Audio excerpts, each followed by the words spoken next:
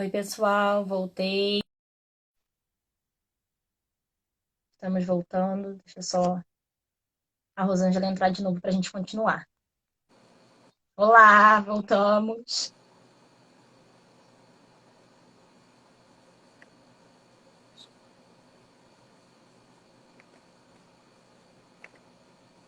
As pessoas estão chegando.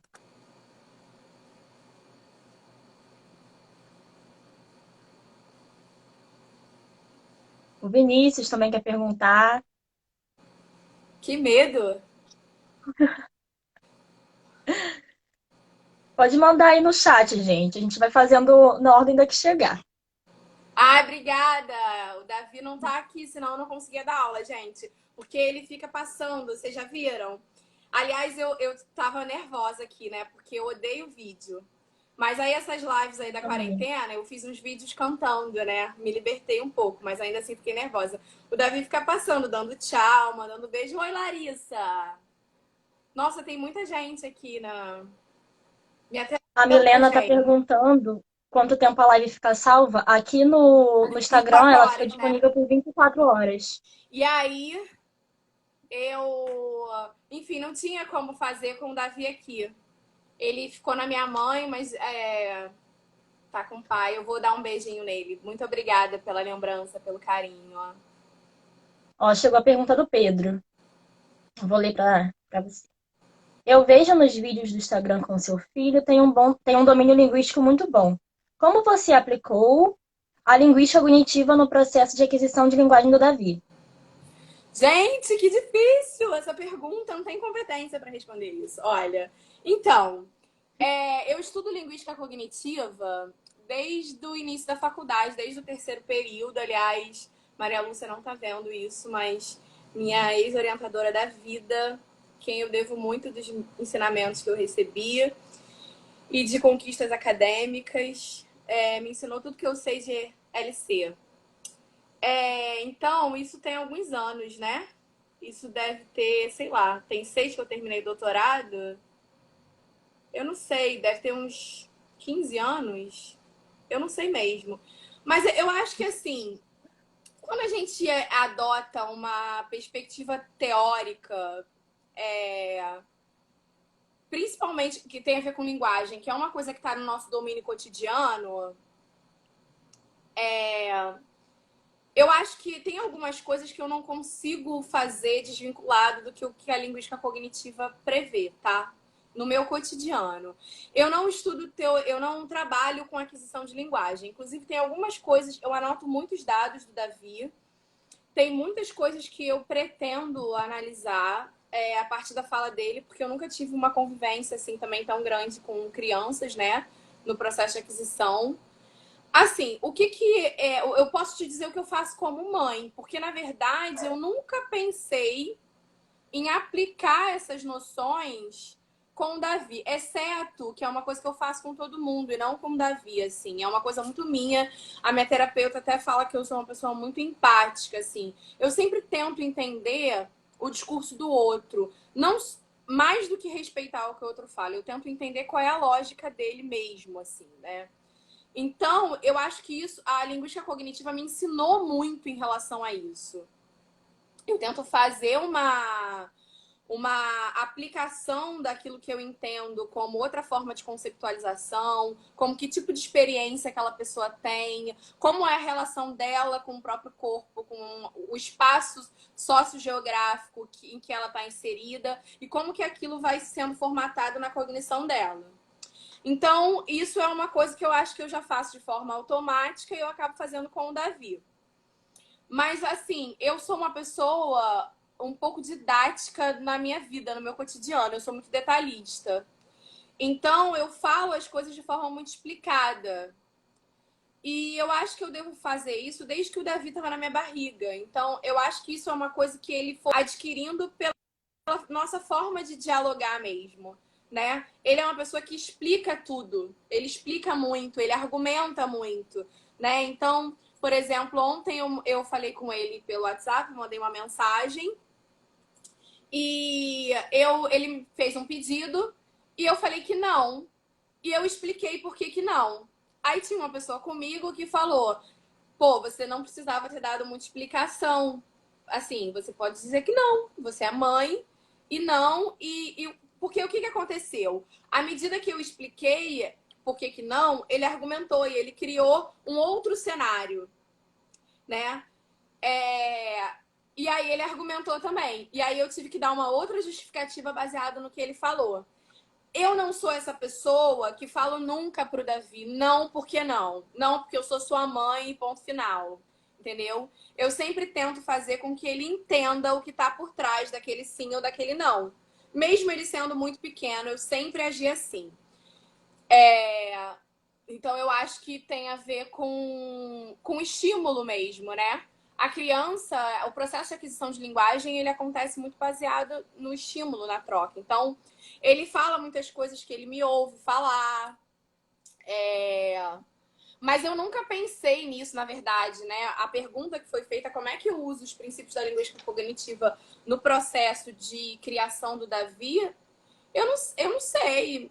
Eu acho que eu tento entender mesmo o cenário dele, né? Os modelos cognitivos são os mesmos, mas os frames não. Ainda, né? Ele é muito novo.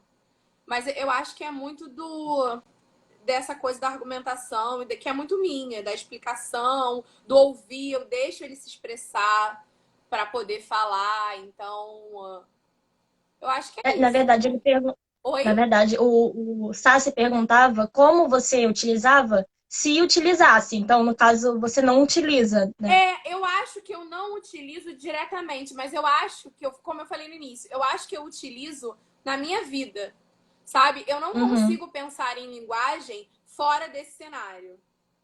Assim, como perfeito. uma coisa prática, né? Diferente de repente, eu ter que dar uma aula e falar sobre estruturalismo, sobre funcionalismo, gerativismo, análise do discurso, etc. Isso é uma coisa. Outra coisa é como eu, como pesquisadora e linguista, entendo a linguagem, né? E não eu estou ali ensinando sobre uma teoria que eu sou capaz de estudar e explicar. Então, eu acho que é isso. Eu acho que o que eu uso com ele é o que eu uso na minha vida. Vamos ver o Vinícius agora. Eu falo com muita frequência de frame. Eu falo, mas isso tem a ver com o seu frame, porque o meu frame é diferente. Então, assim, eu acho que a noção de frame, por exemplo, para mim é muito basilar. Uhum. O Vinícius, ele Obrigada. fala disso, na verdade. Oi? O Vinícius, ele toca nesse assunto. Ele diz que não é uma pergunta, mas ele queria que você explicasse a relação entre gramáticas de construções e frame. Tá. Vinícius. Vinícius é meu chefe, né, gente? Se eu errar, se eu não conseguir responder, não me acontece nada, não, né? Então, mas essa nem é tão difícil, não. Então, a noção de frame é. Ela tá ligada a uma forma de compreensão de alguma coisa. É uma ela é uma noção abstrata, né, do nosso cérebro sobre como a gente entende algo no cenário inteiro em que ele está inserido. Então, é aquilo para eu acessar um conceito, eu preciso recuperar outros conceitos. Necessariamente, esse conceito ele está ligado a muitos outros, mesmo que eu não fale desses outros. Essa é a noção de frame, por isso que é enquadre, né? Assim, é moldura, né? Eu tenho um cenário inteiro, então se eu falar, por exemplo, de uma situação de compra comercial, né? A gente experiencia isso levando em conta um objeto, uma forma de se pagar, um objeto, um serviço, enfim, um produto, uma forma de se pagar por esse produto, um lugar que pode ser um lugar abstrato, como um site, né? Alguém que vende, alguém que compra, mas não necessariamente quando eu vou falar dessa situação, eu tô eu tô levando em conta tudo isso. Eu posso falar só a compra chegou rápido. E aí eu não tô levando em conta uma série de questões que envolvem esse cenário de compra e venda. Eu não sei se ficou mais clara a noção de frame. A noção de construção gramatical, que é uma noção do Lang, que ganhou força com a tese em 95 da Goldberg,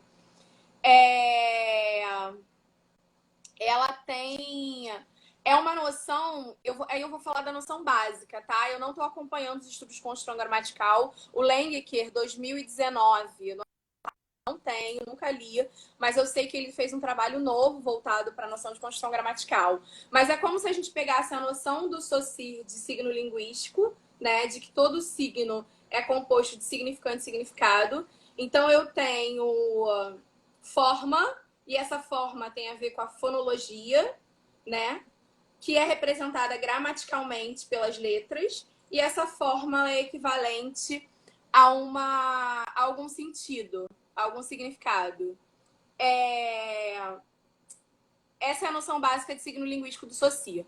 A noção de construção gramatical é como se fosse uma ampliação do signo linguístico, porque o signo está ligado ao signo, a palavra, e ela é um pouco aplicada à noção de morfema também, mas ela não entra, ou talvez por léxico, mas ela não entra, por exemplo, para a gramática. A noção de construção gramatical, como a gente tem como base na teoria que não existem diferentes princípios cognitivos, que eu não tenho diferença entre os princípios cognitivos que atuam na morfologia, na fonologia, na semântica, na morfopragmática, em qualquer nível de análise gramatical, com interseção ou sem interseção, né, entre os níveis, ou seja, os mesmos processos que eu atuo para construir uma frase, eu também uso para construir um morfema, para construir uma palavra, né? Tudo é uma construção gramatical, né? Então é como se eu ampliasse a relação de forma-significado. Essa relação por trás de qualquer construção, eu tenho uma relação de forma e de significado. Isso pode ser, por exemplo, uma estrutura sintagmática. Eu posso ter couve-flor, como eu dei um exemplo, né? E posso ter uma estrutura, enfim. O ponto cognitivamente, eu tenho os mesmos processos para uma estrutura sintática, para uma estrutura morfológica, para uma estrutura semântica.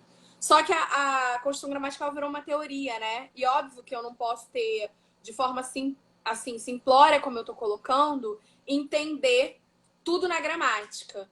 Então, a gente foi, no caso da Goldsberg, que foi quem criou a teoria, a construção gramatical como teoria, não como conceito, que foi o Langeker, ela propõe que existam padrões de construção sintático na língua inglesa e que todas as outras formas de construção da estrutura sintática são emergentes, são herança desses padrões que seriam 5. E aí ela vai, por exemplo, dizer que as estruturas sintáticas têm um significado, porque tudo aquilo que é forma tem um significado equivalente. Então, ela vai dizer que existem 5 construções básicas do inglês. Essas construções têm a ver com um tipo de estrutura sintática. E ela, por exemplo, cancela a noção de transitividade dos verbos. Porque ela vai falar que a estrutura sintática tem significado. Então, uma construção que é a mais fácil da gente exemplificar, e como a gente tem um público predominante de alunos universitários, é a construção de movimento causado.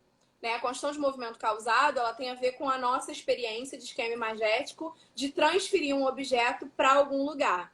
Então, por exemplo, eu joguei o cachorrinho para o Davi.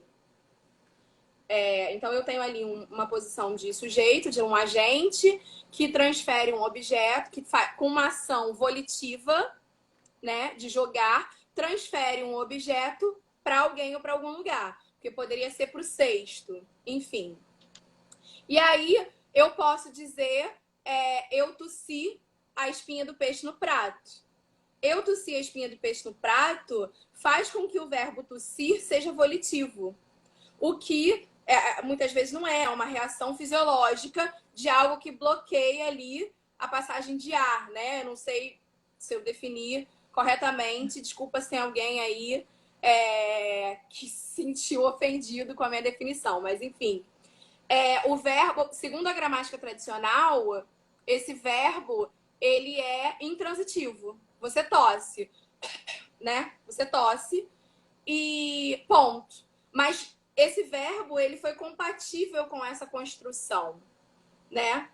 Que é de você transferir alguma coisa para algum lugar. Então, eu tossi a espinha do peixe no prato. A espinha do peixe é o objeto que eu transferi através da ação de tossir para o prato, que é o lugar que está na posição lá do Davi quando eu joguei o cachorro.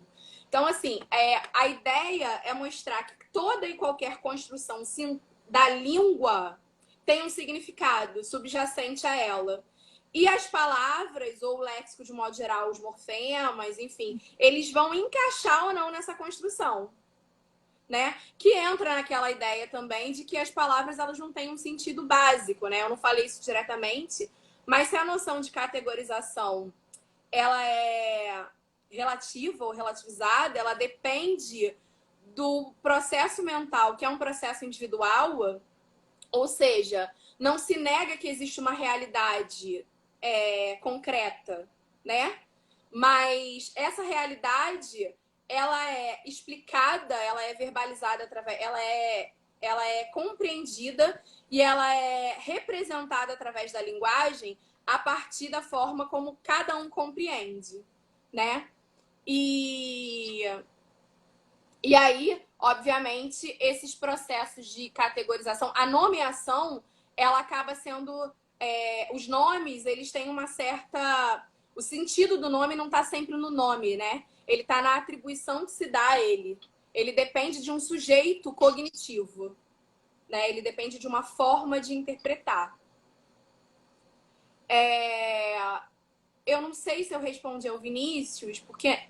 Mas, enfim, tentando simplificar, a noção de construção gramatical é uma noção que amplia a noção de signo. Tudo na língua tem uma estrutura física, que seriam os fonemas, que podem ser expressos na língua por grafia, né, por letras. E essa estrutura física da língua, que é o som ou a escrita, é representada, ela equivale, ela é uma representação de algum sentido, né? Isso é a construção gramatical. O frame é a compreensão de que conceitos eles são relativizados em cenas, né? Eu preciso entender um conceito a partir de todo um cenário em que esse conceito está inserido. Bia, depois você me dá um retorno aí, se ficou claro. Vinícius também, tá? Eu espero ter esclarecido. Ficou claro, em alguns momentos picotou a sua voz, mas eu pelo menos consegui entender. Eu acho que está todo mundo ouvindo também, porque ninguém reclamou. Então vamos dando Tá. prosseguimento. Vou ler a pergunta da Aline Vieira.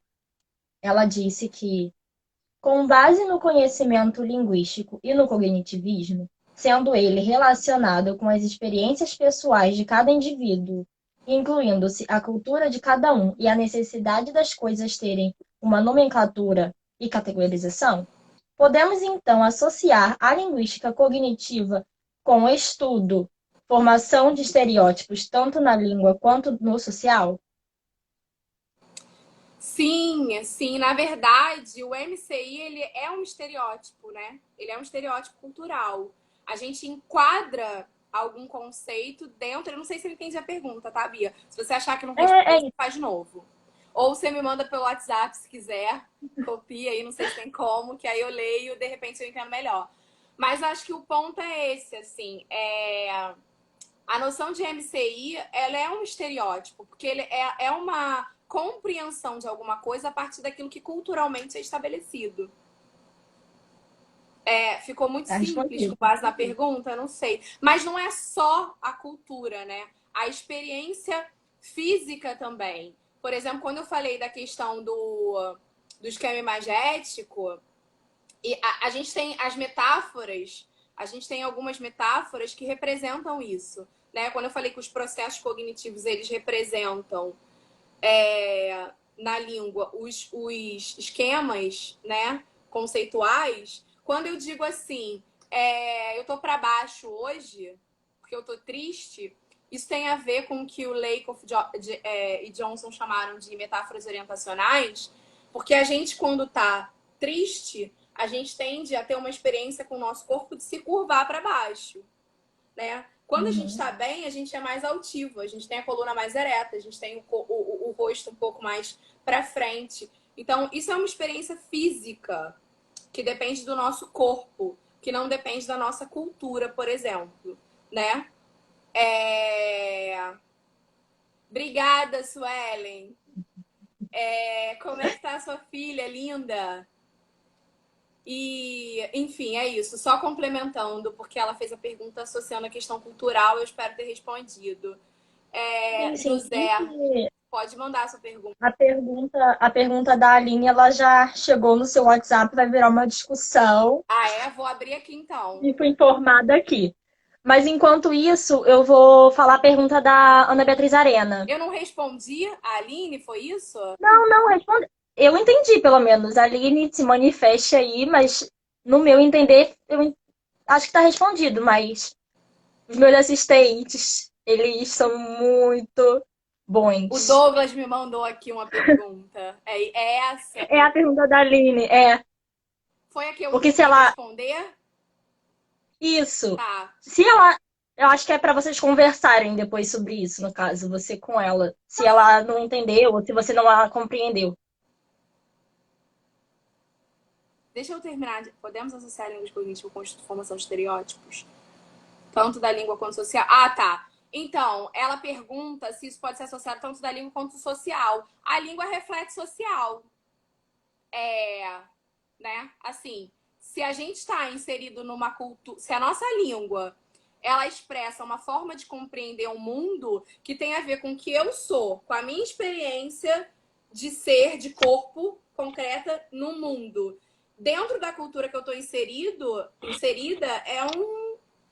é social, né? Uhum. Mas é cultural, né? Por exemplo, a gente tem.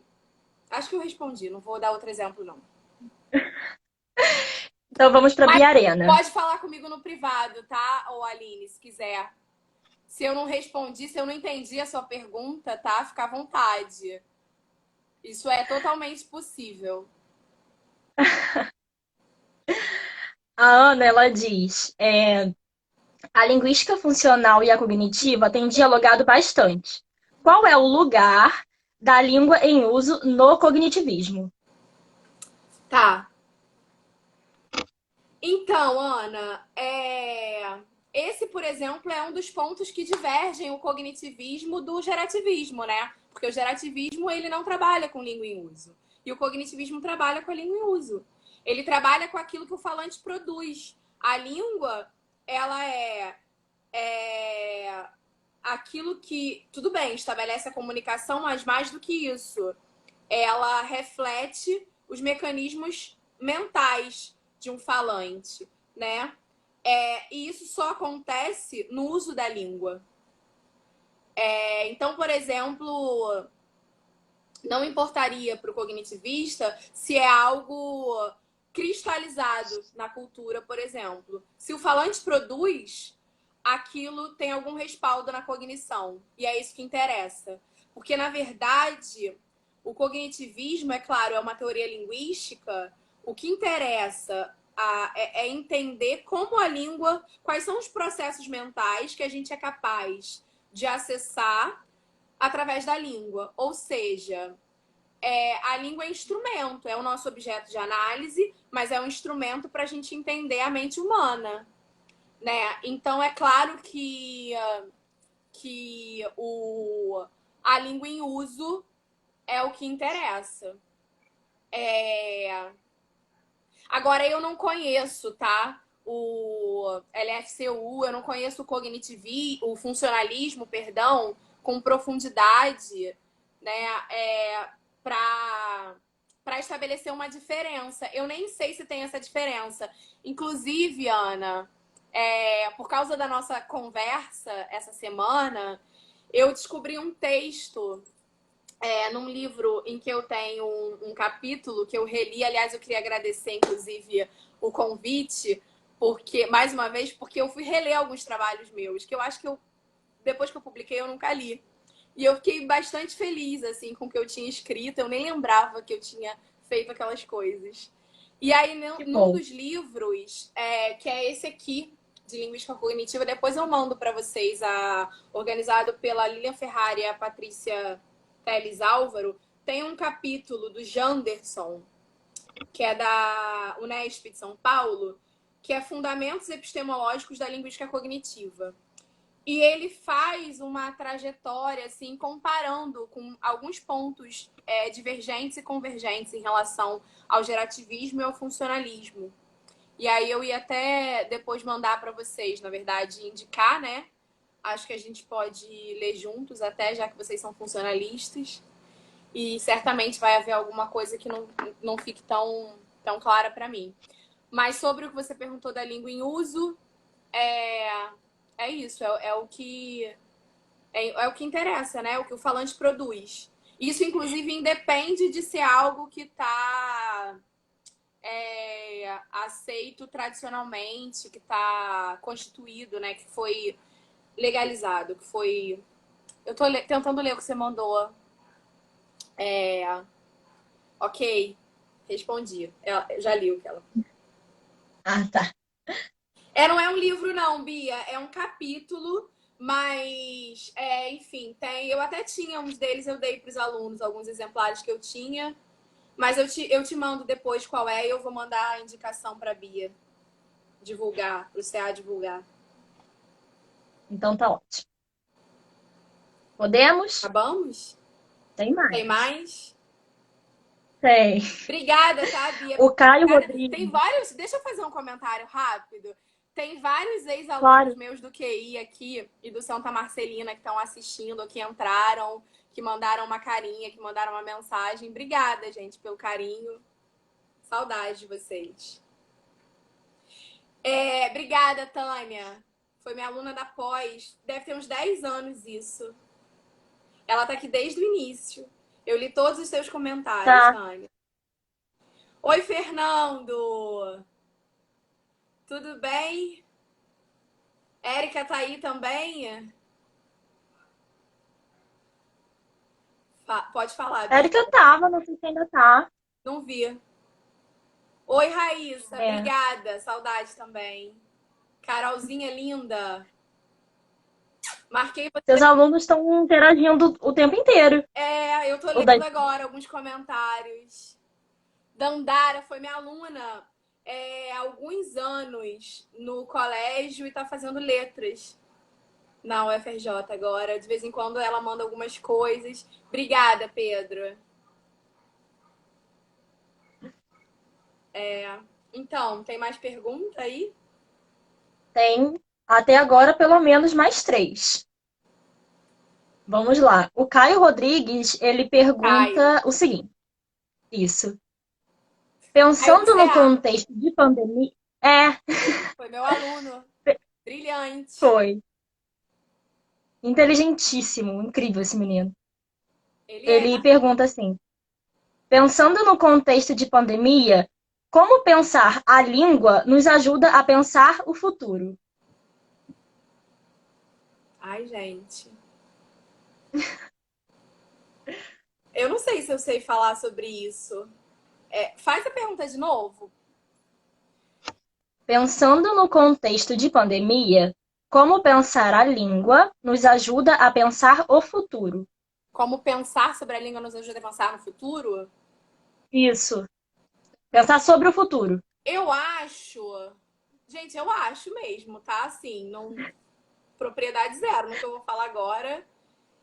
Então, se a gente entende que a língua, ela reflete a nossa forma de compreender uma realidade, eu acho que através dela, a gente pode pensar num futuro que a gente projeta. Porque o futuro é sempre uma projeção, gente. Ou não? Por mais que a gente faça alguma coisa com uma intenção, é uma projeção. A gente não sabe se o que a gente projetou vai acontecer ou não. Inclusive, tem algumas línguas... vocês estão adorando. Tá todo mundo elogiando a pergunta do Caio. Eu tô me sentindo meio burra agora, porque eu falei que eu não sei responder. Ele é profundo, esse menino. Mas, assim, é um menino profundo. Olha só, a questão inclusive o futuro em algumas línguas ele é representado como né, nas línguas ocidentais de um modo geral, como o português, né, a gente, o futuro é para frente, né? É uma projeção do que ainda vai vir. Mas algumas línguas, elas representam o futuro como algo para trás. Por quê? E o passado para frente. Qual é a compreensão por trás disso? O futuro é o que você não viu ainda. É o que você não sabe. Então tá atrás de você, você não tá vendo. O lance do cultural, né? E o Uhum. que tá na sua frente, você vê. Então, o passado você vê, você acessa. Então, ele tá na sua frente. Agora, independentemente... Por que eu trouxe esse exemplo, né? Independentemente da forma de conceptualização, o futuro é algo que a gente não tá vendo. Eu acho que, assim...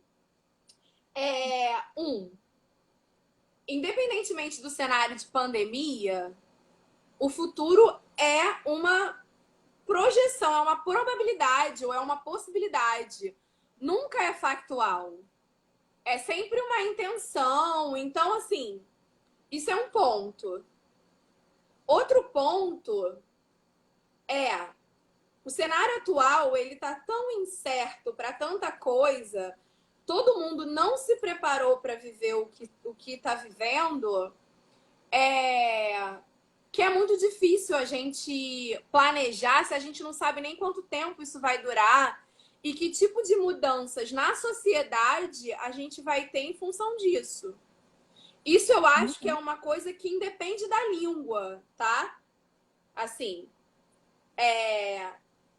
eu acredito que o futuro é algo que, por mais que você faça para construir, para alcançar o futuro que você almeja, se você vai conseguir ou não, depende de N fatores.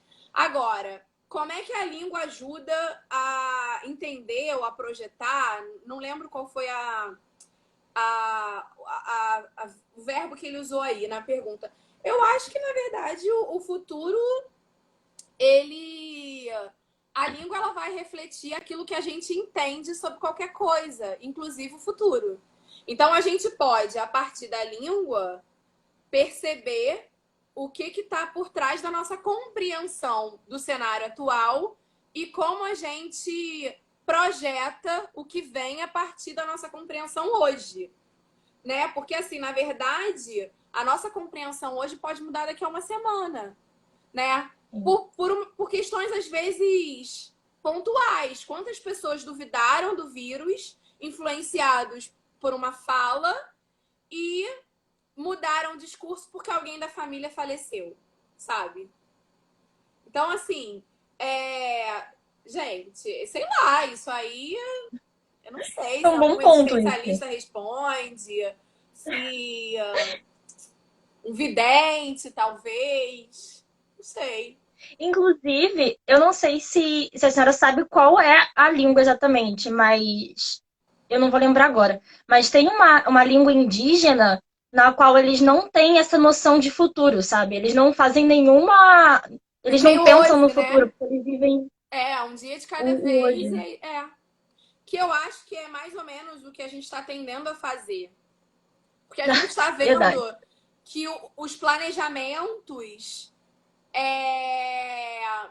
eles não vão se realizar da forma como eles estão sendo feitos, porque todo dia muda, né? Então acho que. Ó, Vou Caio, juntar. Tem desculpa. uma outra pergunta nessa pegada de pandemia, que é do Luke. Ele pergunta se você acha que a aquisição de linguagem das crianças vai ser prejudicada na pandemia por estarem sem ir para a escola. Ou se você acha que o estímulo em casa dá conta. O processo de aquisição de linguagem depende da escola. Todo falante aprende a falar fora da escola. Ninguém precisa da escola para aprender a falar. A aquisição de linguagem, ela não acontece na escola. O que acontece na escola, predominantemente, é a alfabetização. A alfabetização tem a ver com escrita e leitura. Mas a aquisição de linguagem, domínio de língua, qualquer falante desempenha isso inserido na sociedade. Inclusive, eles conseguem criar padrões da língua, reconhecer esses padrões e criar e aplicar esses padrões sem que ninguém ensine, né? Semana passada eu até postei, os alunos sempre vêm e comentam. O Davi, meu filho, não sei se alguém não conhece, ele tem 4 anos. A gente fez um cartaz. E aí ele enrolou o cartaz. No que ele enrolou, ele botou assim, como se fosse uma luneta e falou alguma coisa do tipo Marujos, ao mar, não lembro o que ele falou. E aí eu repeti a expressão. Ele falou, você sabe o que é isso? Aí eu falei, o que é? Aí ele falou, é vamos. Eu não lembro a palavra que ele usou. E aí ele falou, mas é vamos no piratês.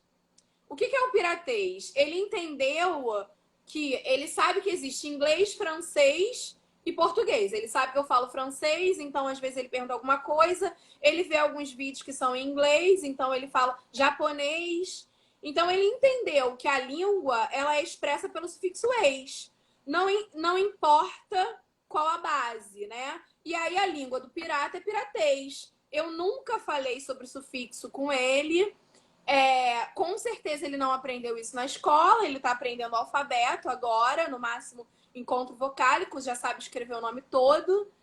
Então, assim, porque ele é um falante nativo. O falante nativo, ele é o que a gente chama de gramática internalizada, né? Ele está ali em contato com a língua, ele percebe os padrões que existem na língua, ele reconhece, aplica. Piratês, língua dos piratas, perfeito. Eu vou criar um dicionário do Davi ainda, porque eu tenho muitos dados. Muito bom. O José Jorge Júnior, ele pergunta qual o papel do ouvinte na linguística cognitiva? O papel do ouvinte? Isso. Então, acho que talvez o mesmo do falante, né? Todos somos sujeitos cognitivos. E a percepção do ouvinte ela é tão válida quanto a do falante, enfim.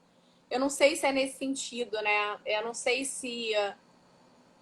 Por exemplo, dentro da teoria dos atos de fala, você tem a ideia do que se diz, a intenção do que se diz, né? E como aquilo é compreendido. A gente a gente analisa a língua, assim. Eu não sei exatamente se eu entendi a pergunta, tá? Mas enfim, a gente lida com a noção de falantes, de sujeitos cognitivos. Todos somos sujeitos cognitivos, independentemente de eu estar falando ou ouvindo, né? Eu acho que é isso. Talvez ele estivesse pensando não sei, na verdade. Talvez tenha sido isso mesmo. Porque na Porque eu acho que verdade. ele falava de contribuição, sabe? A contribuição do ouvinte, talvez. Então, o que eu quero dizer é porque, assim, dentro, por exemplo, da teoria dos espaços mentais, é importante a gente fazer essa diferença às vezes, assim, talvez não para a teoria em si, mas para analisar uma, uma fala qualquer, né? Para poder descrever possibilidades de sentido, talvez a gente leve em conta a percepção do falante e a do ouvinte. Mas, assim, não existe um papel específico, porque, na verdade, todos são sujeitos cognitivos. Independe de você ser falante ou ouvinte. A gente analisa o que está por trás daquela construção gramatical, digamos assim, aquela construção, e o que aquilo diz sobre os processos mentais. Eu não sei se...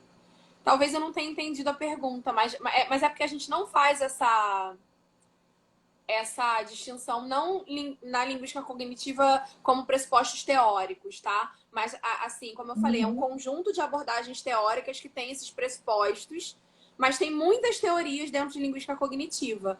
Para algumas, essa noção talvez seja válida. A construção gramatical, por exemplo, não faz diferença. Tá ótimo. Tá. Para encerrar, O antes da Max gente bota umas encerrar, siglas ali, eu fico um pouco confusa, eu fico querendo saber o que é. eu não tô vendo, não tá Ele atualizando botou um para mim. DT, mas antes ele botou uma outra. Não sei. Eu vou ler esse comentário aqui da Carol antes da gente encerrar para te colocar numa saia justa.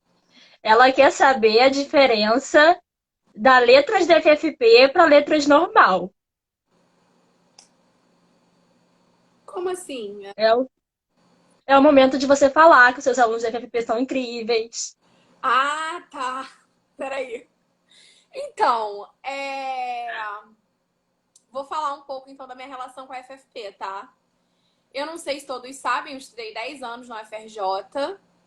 E, inclusive, quando eu fiz vestibular, eu tinha bastante preconceito em relação ao UERJ, de um modo geral. Eu nem fiz vestibular para o UERJ. Eu queria ir para Federal e foi um ano em que que começou aquele sistema de cotas, né? E aí eu tinha um certo preconceito com isso também. Que bom que eu pude evoluir como ser humano, em termos de valores e compreensão. Mas assim, eu queria estudar na UFRJ muito antes de eu saber o que eu queria fazer na vida. E aí, eu estudei 10 anos na Federal e fiz algumas disciplinas na PUC, na época do doutorado e do mestrado. E nunca passei pela UERJ, nunca.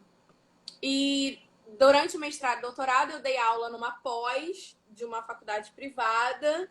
E depois na graduação, na pós eu dei aula 10 anos, na graduação 5 anos. Então eu conheço um pouco a realidade da universidade privada, da federal, da PUC, o tempo que eu estudei, e eu não sabia nada da UERJ.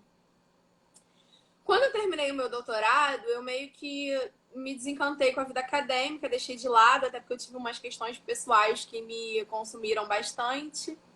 Sempre, né? Como vocês sabem.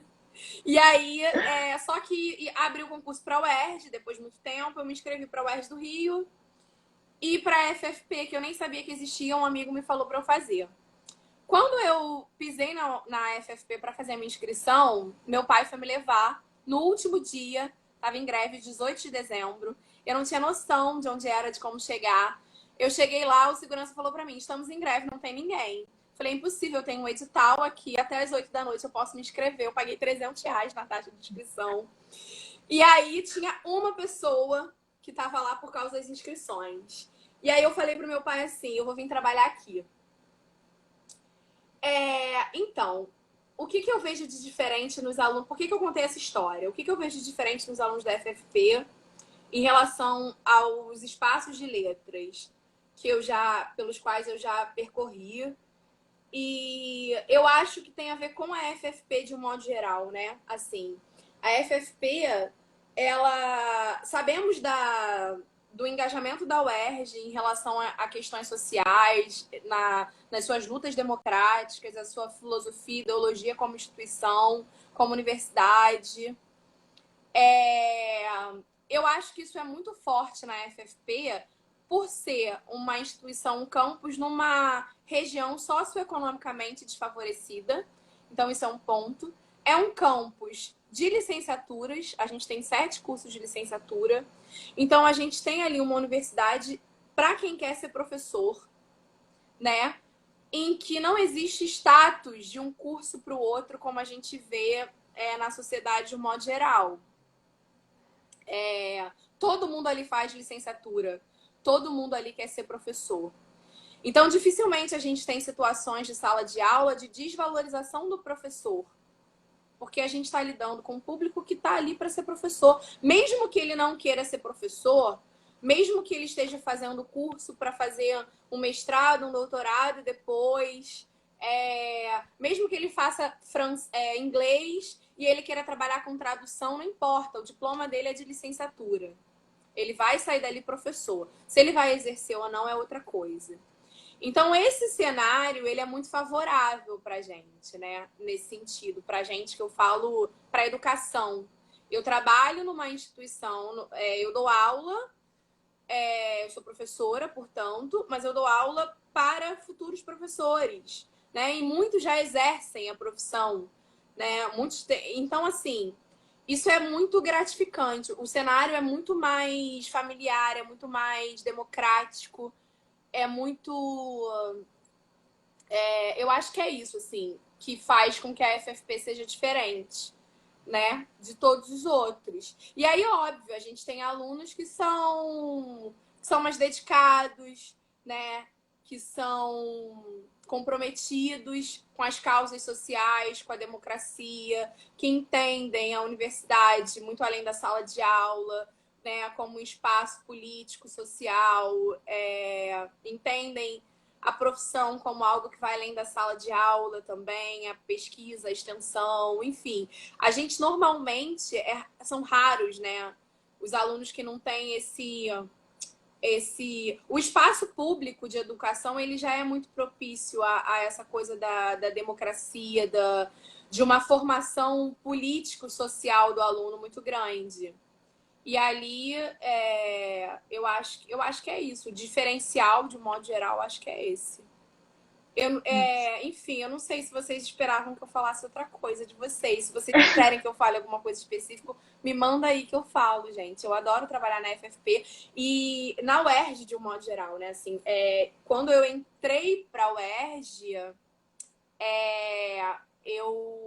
eu já tinha outra experiência de vida, uma formação, e assim, por exemplo, eu nunca quis fazer concurso para a UFRJ.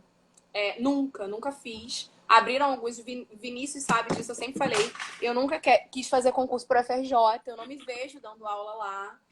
E foi o primeiro concurso que eu fiz, porque ali é o meu lugar, não preciso de outro. Ah, perfeita.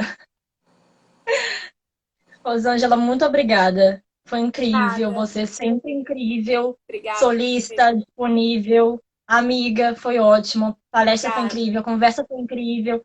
Pessoal no chat conversando também, te elogiando bastante a noite inteira. Obrigada, gente, por ter Obrigada.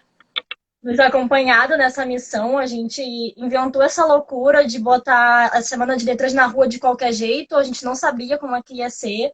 Estamos chegando aqui no último dia para terminar e ter tido vocês aqui a semana inteira foi incrível. Obrigada, Sassi e Bruno, que passaram por aqui. Obrigada, Rosângela. Obrigada a vocês. Obrigada também os ouvintes. Beijo, gente.